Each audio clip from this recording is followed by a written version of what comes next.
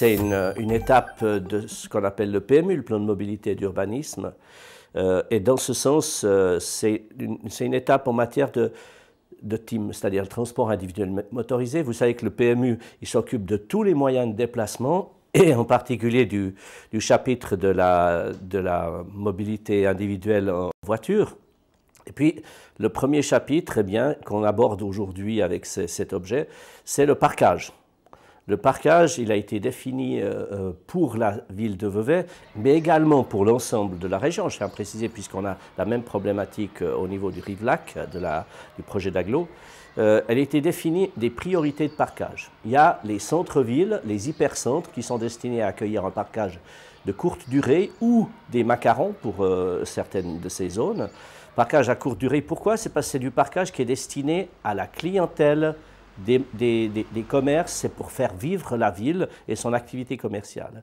Et puis il y a une première couronne qui accueillera soit du parquage en surface, soit des parkings souterrains qui accueillent aussi déjà maintenant du parquage de ce type pour moyenne durée.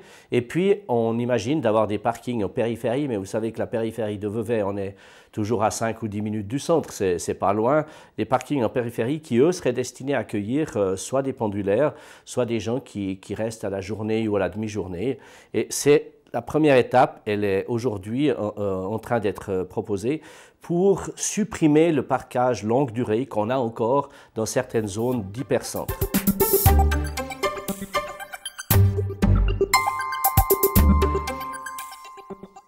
Ces places sont soit en zone blanche, complètement blanche. Je prends l'avenue de Gilamont qui est en parquage à 3 minutes de la gare et vous pouvez laisser les véhicules toute la journée et ça bloque toute cette zone, soit des parquages longue durée, 5 ou 10 heures.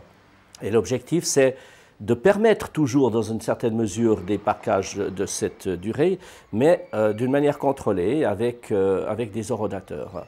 Et cet objet n'a pas pour but de gagner plus d'argent. Il a pour but vraiment de faire en sorte que les zones qui sont très proches des commerces puissent être utilisées par plusieurs clients dans une matinée plutôt que d'être bloquées par une seule personne qui soit vient travailler et puis préfère prendre sa voiture que les transports publics, soit vient de très loin, enfin, d'une zone non desservie par les transports publics pour lesquels on trouve d'autres solutions, que ce soit des abonnements dans les parkings souterrains ou des choses de ce genre. Donc l'implantation de l'horodateur n'a pas pour but prioritaire de gagner de l'argent, il a pour but de forcer les gens à trouver un rythme de parquage qui est différent selon la zone dans laquelle ils se trouvent.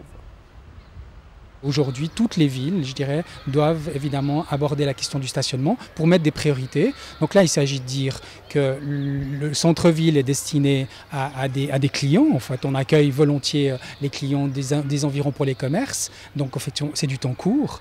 Et puis, effectivement, on fait tourner les voitures sur un certain nombre de places limitées. Et donc, ça donne on optimalise évidemment le stationnement. Ensuite, en première couronne, on a du temps de durée moyenne. Ici, justement, ces places vont passer en durée de 5 heures. Et puis, en deuxième couronne, on a du temps long, mais qui devient payant de 10 heures.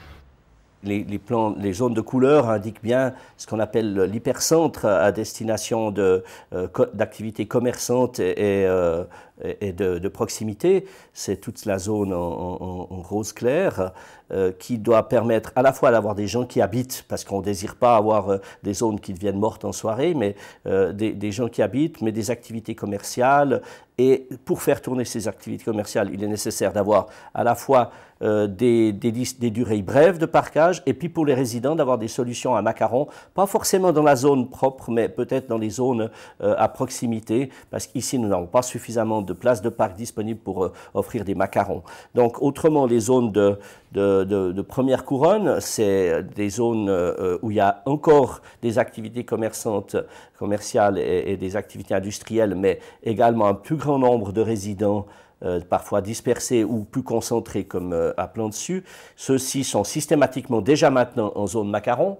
moyenne durée et macarons, et puis des zones plus extérieures qui, elles, sont destinées plutôt à la longue durée ou à des macarons également. Hein. Toutes ces zones sont également macarons, mais destinées à plus longue durée. Et si on écarte un petit peu la visibilité, eh bien, on imagine sur ce plan des circulations qu'on peut avoir, et l'objectif c'est d'avoir des parkings de périphérie, un à l'entrée est, un à l'entrée ouest et un à l'entrée nord, voire à la sortie de l'autoroute. C'est la vision en tout cas du système de parkage, mais sans interdire l'accès au centre-ville. Ce que nous faisons simplement, c'est que ces places blanches qui sont le long de l'avenue Gilamont, ainsi que sur les bords de la Veuvez ici, qui étaient en zone blanche ou de très longue durée, nous les limitons. Le principe pour la ville de Vevey que nous avons toujours respecté, c'est qu'elle demeure totalement accessible au trafic routier.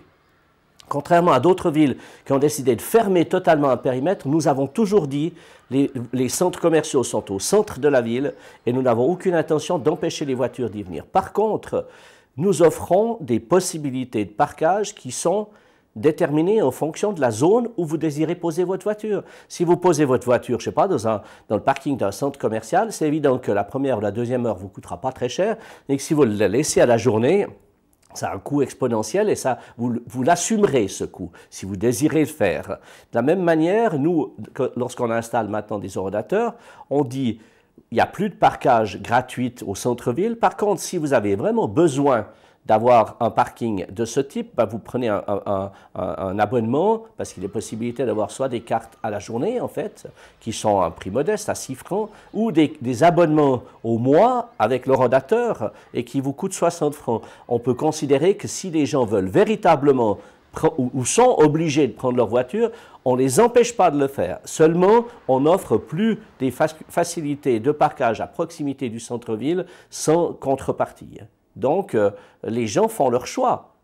Quand on oblige, on les oblige simplement à faire le choix du type de parkage et de paiement qu'ils veulent assumer. Ce qu'on peut attendre, c'est un report modal en particulier, ce qui est visé, je dirais, par la politique de la Confédération, par la politique du canton et aussi par la politique de la ville dans le cadre de son développement durable.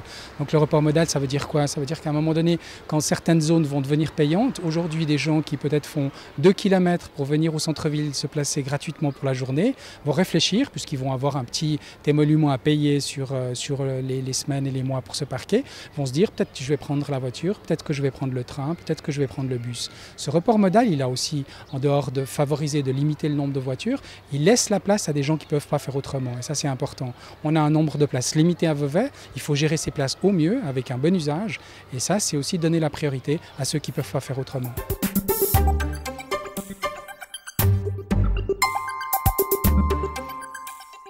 Le jour même où nous traitons de ce préavis, nous en déposons un deuxième qui s'inscrit exactement dans cette ligne, qui est le changement de sens de circulation rue d'Italie, rue du Simplon, rue de Lausanne, pour faciliter la lisibilité du plan des circulations, c'est-à-dire les gens qui viennent de l'Est et du Nord, Nord-Est, n'auront plus besoin d'aller tourner à la gare pour se rendre au centre-ville, dans la vieille ville et sur la place du marché.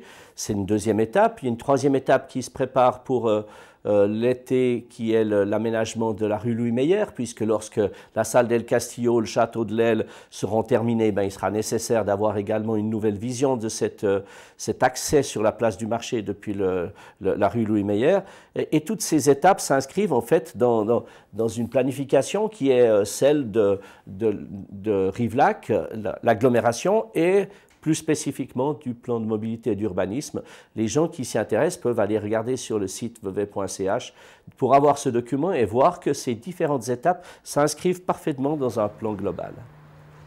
Alors effectivement, si on prend toujours le plan de mobilité comme guideline de la politique de la ville sur ces aspects mobilité, il y a d'autres choses qui doivent être faites. On a plusieurs enjeux.